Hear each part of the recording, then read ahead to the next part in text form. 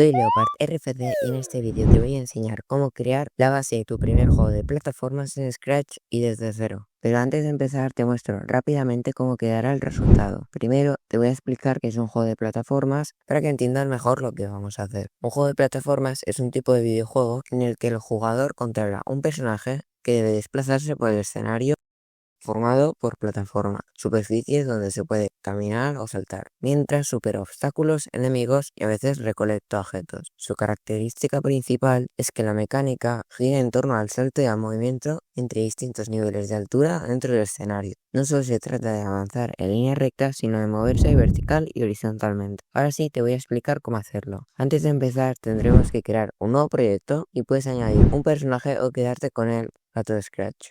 Para este proyecto lo que tendremos que hacer es hacer clic en la banderita, como ya sabéis para todos los proyectos. Vamos a poner por siempre y sí entonces. Ahora vamos a crear una variable que se llame gravedad y vamos a poner dar a gravedad el valor de 0 y dar a gravedad el valor de 1 si entonces tocando borde. Entonces esta programación lo que significa es que si entonces estamos tocando el borde, dar a gravedad del valor de 0 y si no estamos tocando el borde, dar a gravedad del valor de 1. Después de esto vamos a poner cuando la gravedad sea el valor de 1 que el jugador caiga, que vamos a poner si entonces gravedad igual a 0, si entonces tecla espacio presionada o tecla arriba presionada. Después vamos a poner dentro de esto un repetir 10 y que ponga sumar ahí 10 y vamos a crear un bloque que se llame movimiento. Dentro de movimiento, primero vamos a poner movimiento en repetir 10, ¿vale? Y entre movimiento vamos a poner si entonces tecla derecha presionada, apuntar en dirección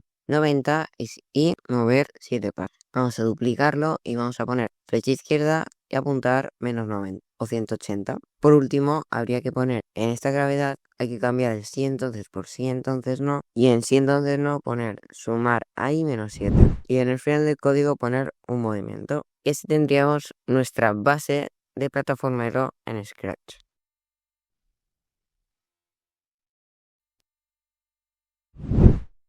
En la descripción te dejo más vídeos que te podrían interesar.